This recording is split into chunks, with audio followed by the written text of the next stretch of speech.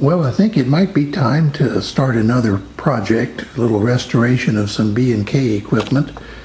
The things you see here are a collection of B&K Analysts. These were used in television repair shops in the 60s and 70s to substitute signals in TVs that weren't working to find out which section was bad.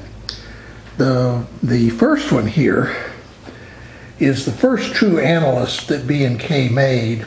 It's called the 1075. And I have it opened up because that's the first one I'm going to be working on. The ones over to the right here, the 1076 and the 1077, they both work. I don't know if the 1075 works or not. I just bought this on eBay. Here's the manual for it, and the original advertising appeared in PF Reporter. And then down here is a book that Milton Kiver published that was sort of a supplement to the manual. It's called Television Analyzing Simplified. And I'm aware of 4 editions of this. The first edition, of course, is the one for the 1075. The second edition here is the one for the 1076. Once again, this is the manual for the 1076 and the original advertising for it, which, as you can see, appeared in PF Reporter in January of 1963. Now, the 1076 was actually available before then, but that was the first ad I could find for it, but I'm looking some more. I'm sure this particular unit was available in 1960 or 61 because I used one of these when I was working part-time in a repair shop in high school. And that would have been in 1961. And then later, the 1077 came out, and this is actually a 1077B. The difference being that over here there is an output that's labeled solid state sweep drive that on the original 1077 is labeled vertical yoke drive. Now you may have noticed that there's another one over here, 1076, and the differences are this one at the lower left there, you see, has a switch, then a control, and then another switch, the third switch being for color. The difference is that's an early model. The later model replaced that switch with a color control. So you turn it on and adjust the level of the color there.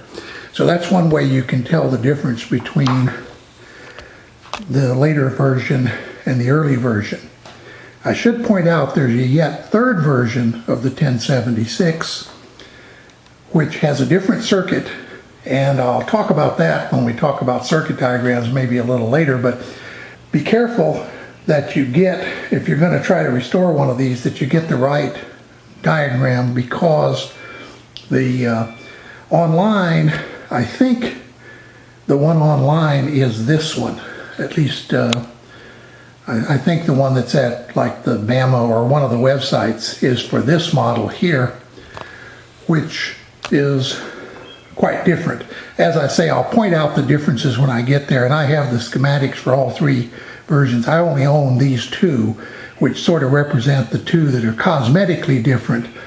The third model is like this, but it has a different circuitry inside it. I've moved the 1075 in here on my test bench,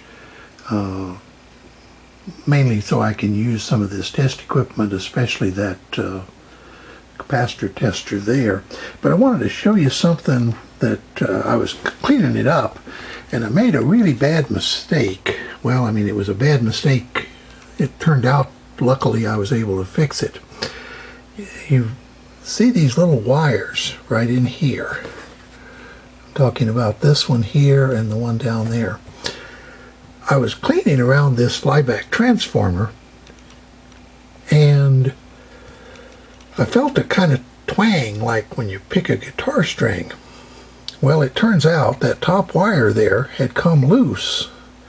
I'd broken it, and it was stupid. I should have been watching what I was doing. Instead, I was watching where I was cleaning, and I wasn't watching where my fingers were going. And so I almost caused a big problem, because if you break that thing off way down in there, it's a major problem to fix it. You have to melt the wax and try to dig around down in there and get connection and so on. Fortunately, the break was right there at the edge of this little connector, so I was able to put it back pretty easily, and I was able to figure out where it goes back, because the little wire that it broke, the place where it broke, there was still a little piece of wire inside, and then it broke right at the edge there. But anyway, I was awfully lucky there that I didn't really mess this thing up before I even got started. The next thing I'm going to be doing is sort of pre-testing it to see what works and what doesn't work. I usually do this before I start trying to restore something, because there are some components that if they're not working, it's really not worth restoring. So I'll show you that in the next segment. The first thing that I'm going to check out is the power transformer here.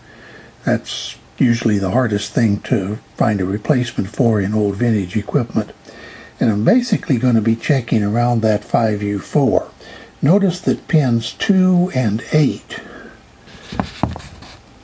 right here is 2 and 8 are the filament, and they come from this winding, and then 4 and 6 come from this winding. Let's look at how we would check this 5U4. So I've removed the tube, and that probe is in pin 8. So we'll go over here to pin 2, and you'll see that we have essentially 0 ohms there. Now we'll go to pin 4 and pin 6 there, and you notice what we get is a reading of about 100 ohms. Maybe a little hard to read there. So what that indicates is that those two secondary windings are good. So the next thing we're going to do is check the primary. The way we do that is just to hook the probes to the plug. Okay, now I have the test probes connected to the cord, and you'll notice that it's reading about somewhere around 3 ohms. Then I'm going to switch this to the off position. Should go to infinity, and it does. So what that tells me is the fuse and the primary of the transformer and the line cord are all good. So that should mean that we should have filament voltage between 2 and 8 and high voltage between 4 and 6 on this 5U4. So that's the next thing we're going to check, but we're going to bring that up slowly on this variac right up here. And that's one of the reasons that I moved this in here, so I could use that.